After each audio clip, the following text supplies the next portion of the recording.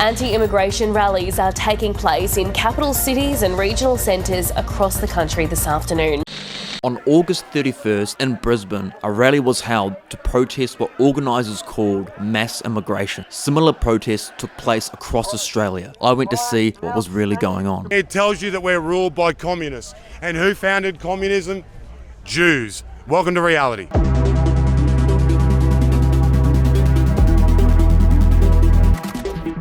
It's not racist. It's not even targeted at a certain race or religion. It is. They put out propaganda saying the number. Sorry. They did. They put it out about Indians. No, they specifically put out propaganda saying there are more Indians that have come here. All right, so we're down here at Roma Street Park here in Brisbane, and we're going to go talk to a few people, see what's going on. Seems like it's kind of ramping up. A lot of Australian flags, which is cool. The colour blue is pretty fun. And yeah, bro. Before the march even started, hundreds gathered with signs and flags, waiting to hear from the movement's chosen voices of reason. One speaker tried to unite the crowd with a chant. Instead, she accidentally called them Nazis.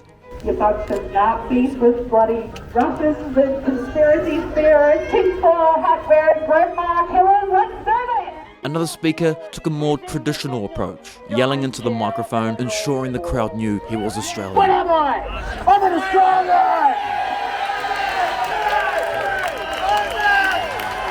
I come back from Vietnam to come to this rally today, anti-immigration. It's pretty funny that I had to immigrate to Vietnam because I was a comedian. How many immigrants do you reckon should be allowed into the country each year? None. None at all? No, they've got too many over the last... Yeah. Well, last month he brought in 600,000 in 1 month alone. Oh, I had a big Telegram channel, and as soon as they put me in jail for... They looked over 70 of my 2,500 comedy videos and charged me for 5 for offending people. Around the edges, supporters explained why they showed up. I got to speak to all kinds of Australians, proud Australians.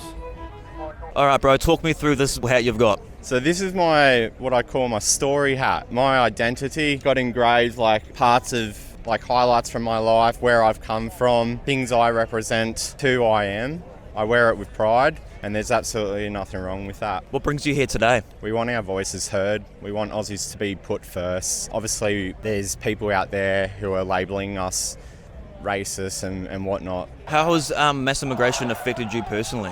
One is misunderstanding. You know, Aussies are very raw, honest people, and I've noticed that even myself, I've had to tone back the way I commonly speak, but also in the regards of how I showcase my culture. You know, we've had to strip back Australia Day. We're having to build mosques, this type of thing, things that in my view aren't compatible with our lifestyle or our way of life.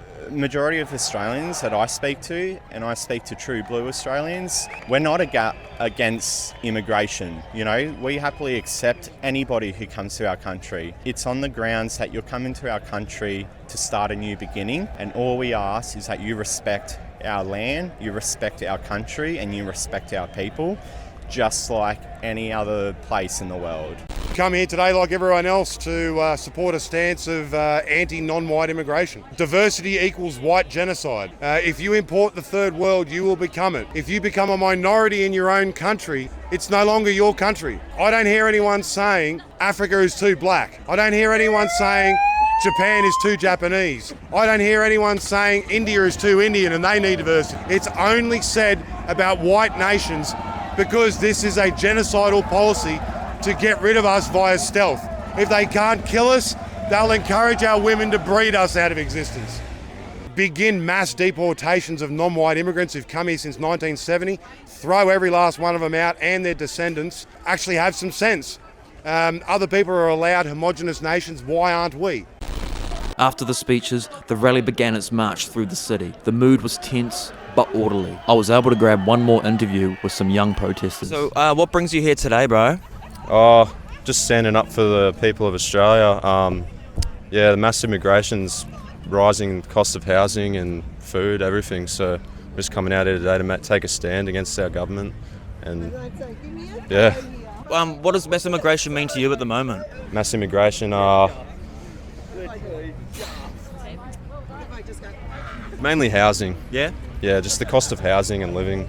in general, yeah. Do you think they should like fully cut off people coming into the country, or should it be like... Not cut it off, but bring over migrants who are skilled, so in like construction, building houses, you know, doctors and stuff, healthcare, yeah, stuff like that.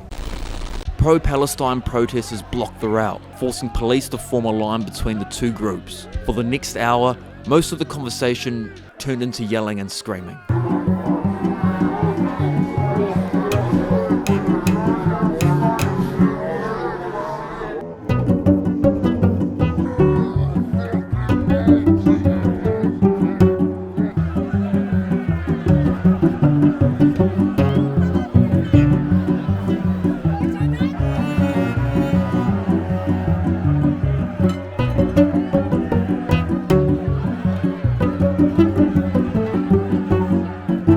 In the end, nothing was really resolved.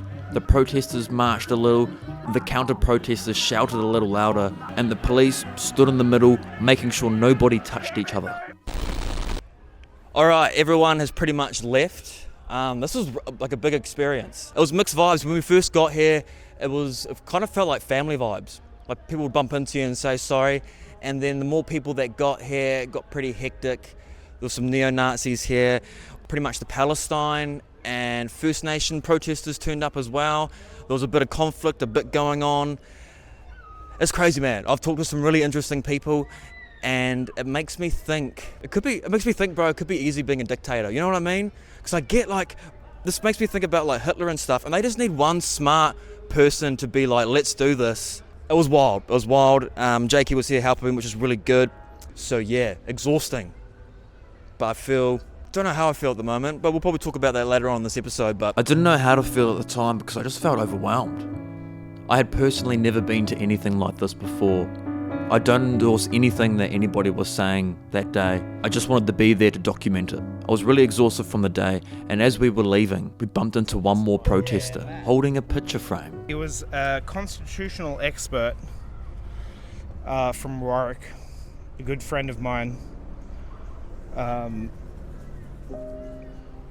That was at the King George V statue at Canberra. And what brought you here today? I love him and I miss him. I bet you do. What are some things you miss about him the most? He was the most intelligent person that I've ever met. Well, I'm sure he's very proud of you bringing his photo here today to show everybody. And the government killed him.